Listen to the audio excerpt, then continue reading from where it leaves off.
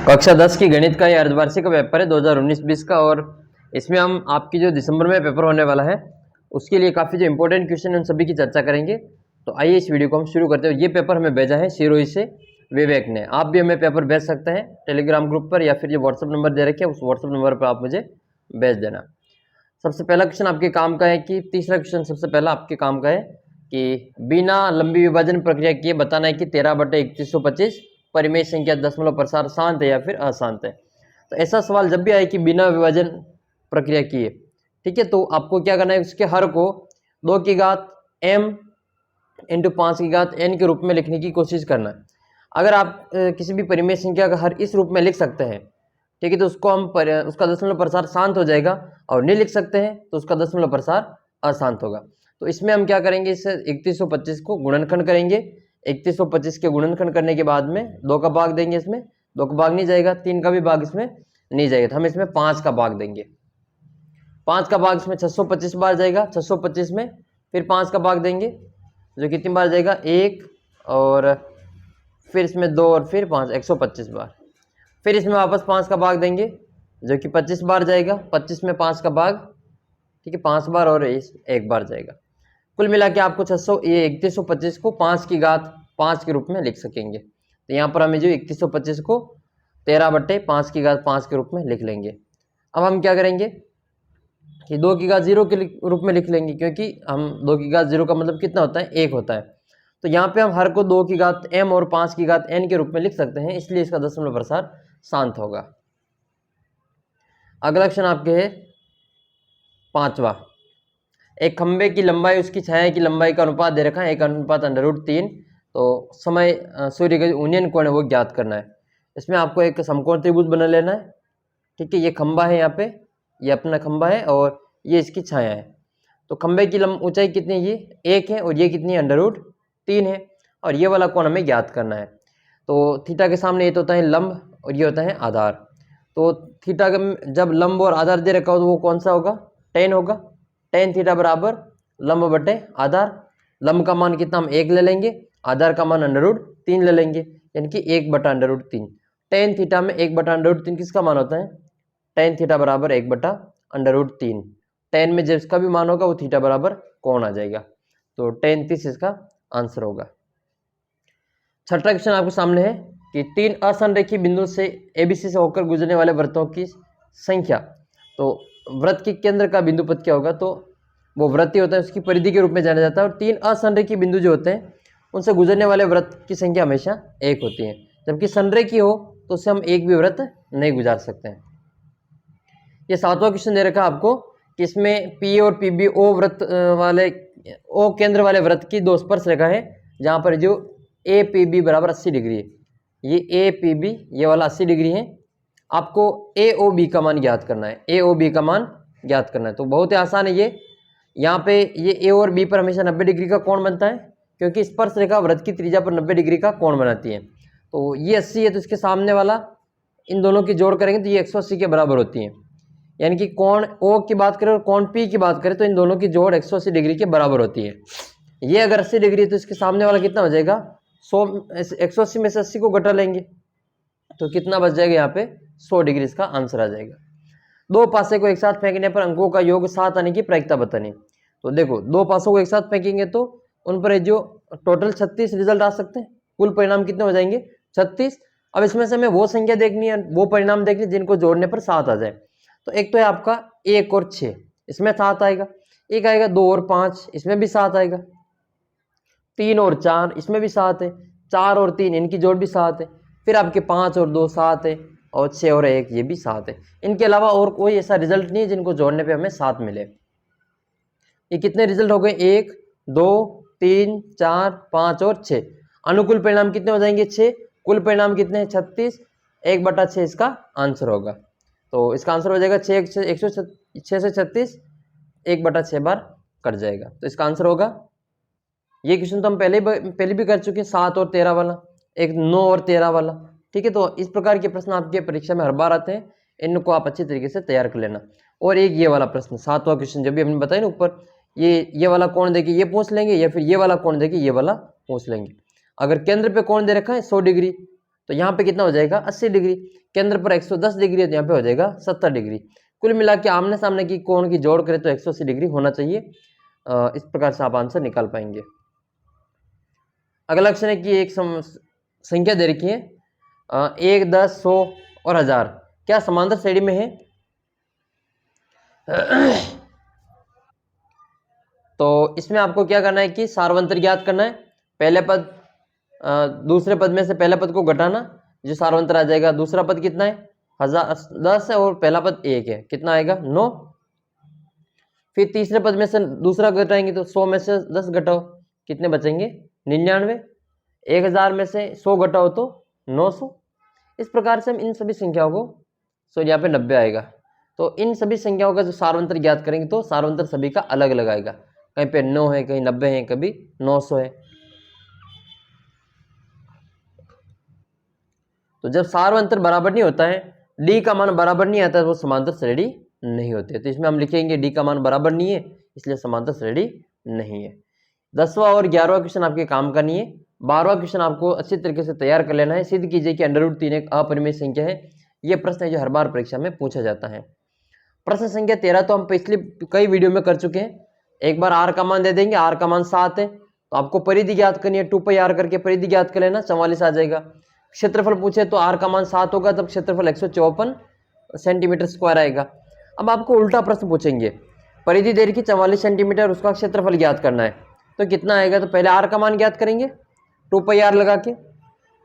परिधि जो दे रखी है वो 44 है, परिधि कितनी है 44 है। परिधि का सूत्र होता है 2πr बराबर कितना आ जाएगा 44, 2 × पाई का मान 22/7 × r और बराबर में 44, 2 और 22 को गुणा करेंगे तो 44/7 × r बराबर 44 आ जाएगा। तो इस प्रकार आएगा ये 44/7 × r बराबर 44। r का मान ज्ञात करना तो 7 और 44 को ऐसे हटाओ, ये 44 इसके गुणा में इधर आएंगे तो इसके भाग में आ जाएगा, ये 7 इसके भाग में उधर जाएंगे तो इसके गुणा में चला जाएगा। तो r बराबर क्या होगा 44 × 7/44। r बराबर क्या आ जाएगा 44 × 7/44, यानी कि 44 से 44 कट जाएगा। r का मान कितना आएगा 7 सेंटीमीटर, 7 सेंटीमीटर का त्रिज्या आ जाएगी। अब क्षेत्रफल ज्ञात कर लो। क्षेत्रफल का सूत्र क्या होता है πr²। पाई का मान कितना रखोगे 22/7 रख देना, r का मान 7 × 7 हो जाएगा, 7 से 7 कट जाएगा, 22 7 कितने होते हैं 154 और क्षेत्रफल इसलिए सेंटीमीटर स्क्वायर लिख लेना। तो ये आपका जो 13वां सवाल हो गया। 14वां सवाल देखो, एक माचिस की डिब्बी है 4 सेमी, 2.5 सेमी × 1.5 सेमी। इस तरह की 12 डिब्बियों का आयतन ज्ञात करना है। कुछ नहीं करना है इसमें, एक डिब्बे का आयतन ज्ञात कर लेना, जो भी संख्या है उसको 12 से गुणा कर देना। आयतन किसे ज्ञात करते हैं, घनाभ का। देखो लंबाई चौड़ाई और ऊंचाई तीनों अलग अलग है, तो हमें इसका आयतन ज्ञात करने के लिए घनाभ का सूत्र लगाना पड़ेगा। घनाभ का आयतन क्या होता है लंबाई × चौड़ाई × ऊंचाई, ठीक है, LBH करते हैं। तो लंबाई कितनी है 4 सेंटीमीटर, चौड़ाई 2.5 सेंटीमीटर और ऊंचाई कितनी है 1.5 सेंटीमीटर। इन तीनों को आपस में गुणा करके ये एक डिब्बे का आयतन आ जाएगा। फिर हमें 12 डिब्बियों का आयतन ज्ञात करना है, तो हम इन लास्ट में इनको 12 से गुणा कर देना, तो 12 डिब्बियों का जो पैकेट होगा उनका आयतन भी आ जाएगा। ये क्वेश्चन नंबर 45 ये भी आपके काम का नहीं है। हाँ 16 नंबर क्वेश्चन जो कि आपके काम का है, शून्य ज्ञात करना है। तो शून्य ज्ञात करने के लिए गुणनखंड विधि से, श्रीधराचार्य विधि से, किसी भी विधि से इसमें हम x का मान ज्ञात करेंगे, वही इसके शून्य के।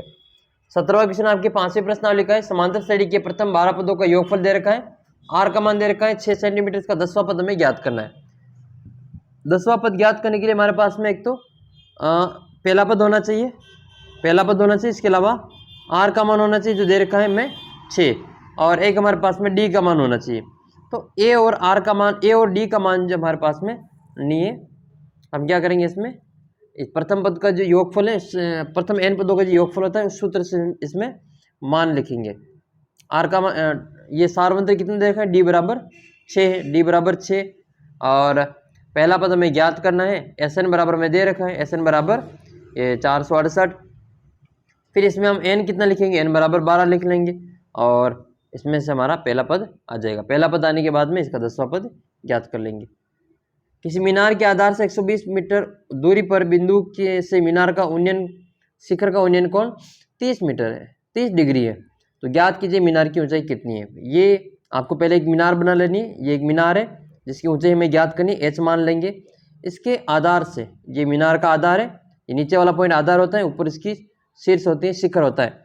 आधार से 120 मीटर दूर, ये मान लेते हैं हम इसका 120 मीटर दूर क्या है, यहाँ पे एक बिंदु है।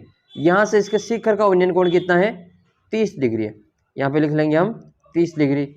हमेशा आपको ध्यान रखना है कि ये जो आपकी 90 प्रश्नावली है, ऊंचाई और दूरी वाली, हाइट एंड डिस्टेंस वाली, इसमें अधिकतर जो सवाल में जो सूत्र लगेगा वो tan थीटा वाला ही लगेगा। क्योंकि या तो आपको लंब दे रखा होगा तो आधार ज्ञात करना, या आधार दे रखा होगा तो लंब ज्ञात करना होगा, या फिर दोनों दे रखे होंगे तो आपको उन्नयन कोण ज्ञात करना होगा। इससे और कोई बड़ा सवाल आपकी परीक्षा में नहीं आएगा। तो इसमें आपको लंब और ये आधार लगा देना है। ये लंब और आधार किस में होते हैं, tan थीटा में होते हैं, तो हम इसमें tan थीटा वाला सूत्र लगा लेंगे। तो यहाँ पे हम वापस कर लेते हैं इस सवाल को। ये हो जाएगा हमारा h, और यहाँ पे है 120, और यहाँ पे है 30 डिग्री। तो यहाँ पे हम tan थीटा बराबर सूत्र लिखेंगे, tan थीटा बराबर लंब बटे आधार यानी कि h बटे 120। थीटा का मान कितना लिखेंगे, थीटा का मान 30 लिख लेंगे, यहाँ पे आ जाएगा 30। तो tan 30 का मान होता है 1/√3 बराबर h बटा 120। h का मान ज्ञात करना है तो इसे 120 को इधर गुणा कर लेंगे, तो h बराबर 120 बटा √3 आ जाएगा। h बराबर क्या आएगा, 120 बटा √3। हर का परिमेयकरण करके इस अंडर रूट को ऐसे हटा देंगे। परिमेयकरण करने के लिए √3 का ऊपर नीचे गुणा कर दो, ठीक है। ये √3 से √3 गुणा होकर केवल 3 बनेगा, और उस 3 से ये 120 40 बार कट जाएगा, तो इसका आंसर जाएगा वो 40√3 आएगा, 40√3 मीटर। और आप चाहो तो इस √3 का मान भी लिख देना, 1.732, 1.732 ये √3 का मान होता है। √2 का मान कितना होता है, √2 का मान होता है 1.414, ये √2 का मान होता है। अगला क्वेश्चन आपके नेक्स्ट है, फिर ये 21वां सवाल भी आपके काम का नहीं है, 22वां सवाल आपके काम का है। 22वें सवाल में आपको 5 सेमी त्रिज्या का एक वृत्त खींचना है, 5 सेमी त्रिज्या का एक वृत्त खींच लेना है। दो स्पर्शरेखा इस प्रकार खींचने की उनके बीच का कोण 60 बने, यानी कि आपको इस प्रकार से दो स्पर्शरेखाएं खींचनी है ताकि इनके बीच का जो कोण है वो कितना बन जाए, वो इनके बीच का जो कोण है वो 60 बन जाए। यहाँ का कोण आपको 60 डिग्री बनाना है। यहाँ का 60 आप डायरेक्ट नहीं बना सकते, हम पहले इसके केंद्र पर बनने वाला कोण ज्ञात करेंगे। यहाँ पे वो ज्ञात करने के लिए हम क्या करेंगे, 180 में से 60 को घटा लेंगे, और यहाँ पे कोण कितना आ जाएगा 120। तो ये 5 सेमी का वृत्त खींच के एक त्रिज्या ये बना लेंगे, और दूसरी त्रिज्या के साथ में 120 डिग्री का कोण बनाएंगे। फिर ये दोनों त्रिज्या आ जाएगी 120 डिग्री के कोण पे। यहाँ पर भी 90 का कोण बना लेना, ये लाइन आ जाएगी। यहाँ पे भी 90 का कोण बना लेना, ये वाली लाइन आ जाएगी। दोनों जो काटेगी बिना ही वहाँ पे आपको यहाँ पे 60 डिग्री का कोण बना देगी। तो इस प्रकार से इस प्रश्न की रचना आपको कर देनी है। ये वृत्ताकार खेत है, और वृत्ताकार खेत पर 40 रुपये प्रति मीटर की दर से बाड़ लगाने का खर्चा दे रखा है, और 0.50 रुपये प्रति वर्ग मीटर की दर से जुताई करने का आपको व्यय ज्ञात करना है। तो जुताई करनी तो उसका क्षेत्रफल ज्ञात करना पड़ेगा। तो वृत्ताकार, तो पहले हम क्या करेंगे, उस वृत्त का क्षेत्रफल ज्ञात करेंगे। क्षेत्रफल ज्ञात करने के लिए हमारे पास में r की आवश्यकता होगी। वृत्त का क्षेत्रफल कैसे ज्ञात करें, त्रिज्या के माध्यम से। त्रिज्या नहीं है हमारे पास में, लेकिन हमारे पास में है जो इसमें ये दे रखा है कि उस खेत के चारों ओर बाड़ लगाने का खर्चा कितना है। 1 मीटर के आपको खर्चे हैं इसमें 24 रुपये, और आपको कितना खर्चा हो रहा है 5420। तो हम क्या करेंगे, टोटल जो खर्चा है इसमें आपको 24 का भाग दे देना है, यानी कि 5280 में 24 का भाग देंगे। ये कुल खर्चा है, इसमें 24 का भाग देंगे तो उसके चारों ओर बाउंड्री आ जाएगी, उस वृत्ताकार खेत की बाउंड्री आ जाएगी। बाउंड्री का मतलब उसकी परिधि आ जाएगी। परिधि से हम इसका r का मान ज्ञात करेंगे, r से इसका क्षेत्रफल आएगा, जो भी आएगा उसको 0.50 से गुणा कर लेना, आपके आंसर आ जाएगा। सवाल नंबर आपके 24 देखो। सवाल नंबर 24 है कि एक लंबवर्ती बेलन की ऊंचाई 7 सेंटीमीटर है, आधार की त्रिज्या 3 सेंटीमीटर है। इसका एक तो वक्रप्रस्थि है, संपूर्ण और आयतन तीनों ही आपको ज्ञात करना है। तो सबसे पहले तो आपको बेलन का जो आधार है और h इसके माध्यम से आपको वक्रप्रस्थि क्षेत्रफल ज्ञात करना है। सबसे पहले बेलन का जो वक्रप्रस्थि होता है वो होता है 2πr/h। ये बेलन का वक्रप्रस्थि सूत्र होता है। यहाँ 2 लिखेंगे, पाई की जगह पे 22/7 लिखेंगे, r की जगह पे 7 लिख लेना, और सॉरी r की जगह पे 3 लिख लेना, और ऊंचाई की जगह पे 7 लिख लेना। ये 7 से 7 कट जाएगा, और फिर ये 22 दूनी 44, और 44 को 3 से गुणा कर देना, 4 12 ने 13, 132 सेंटीमीटर स्क्वायर इसका आंसर आ जाएगा वक्रप्रस्थि क्षेत्रफल। फिर आप इसमें संपूर्ण प्रस्थि भी लगा देना, 2πr कोष्टक एच प्लस आर, ये लगाएंगे तो इसमें संपूर्ण पृष्ठीय क्षेत्रफल आ जाएगा 2 इंटू 22/7 इंटू आर का मान 3, और कोष्टक में 7 और 3 जोड़ लेने में। ऊंचाई कितनी है 7 प्लस ये है 3, 7 और 3 कितने हो गए 10, और फिर इन सबको गुणा करके 7 का भाग देना, इसमें आपका संपूर्ण पृष्ठीय क्षेत्रफल आ जाएगा। आयतन ज्ञात करना है तो आयतन का सूत्र होता है पाई आर स्क्वायर एच, ये आयतन का सूत्र होता है बेलन का। पाई का मान कितना रखोगे 22/7, आर का मान 3 इंटू 3 कर देना और एच का मान 7 कर देना। ठीक है, तो ये आ जाएगा 22/7 इंटू पाई आर स्क्वायर यानी कि 3 इंटू 3, या तो 9 कर देना या फिर डायरेक्ट 3 इंटू 3 कर देना, और एच का मान कितना 7, 7 से 7 कट जाएगा, 3 3 9, और 22 को 9 से गुणा कर लेना, 22 में कितने होते हैं 198, 22 में 198 इसका आंसर आ जाएगा। अगला सवाल देखते हैं आपके 25 नंबर।